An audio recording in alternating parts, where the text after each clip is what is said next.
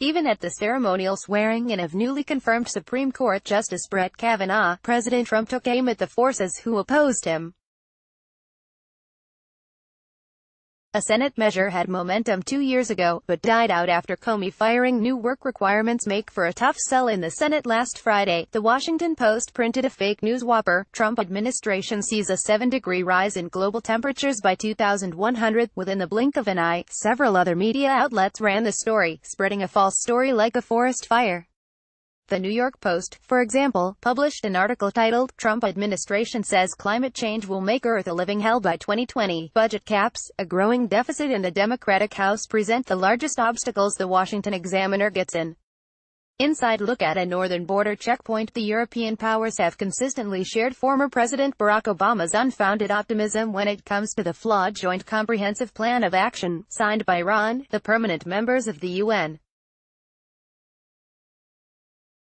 Security Council, and the EU in June 2015.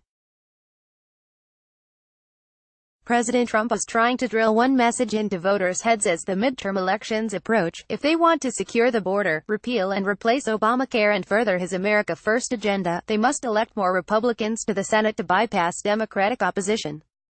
But there is another reason for Trump to want to put more Republicans in the Senate. It might further insulate him against any attempts to remove him from office if Democrats take the House.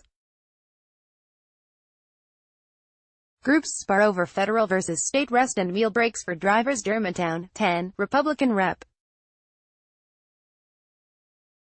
Marsha Blackburn holds her first sustained lead in the race for an open Tennessee Senate seat, catapulted ahead of Democrat Phil Bredesen by the partisan battle to confirm newly minted Supreme Court Justice Brett Kavanaugh.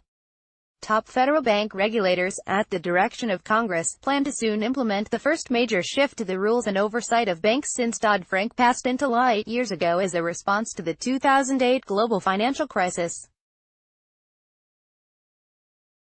A food fight has been brewing over how the government should regulate animal tissue grown in labs. U.S. Trade partners and business leaders are hoping the Trump administration will refrain from the auto tariffs that have long been under consideration, but the recent U.S.-Mexico-Canada agreement on trade may give the administration an extra incentive to add them. Washington Examiner staff: abundant low-cost natural gas becoming the single largest source of new fuel to power grids.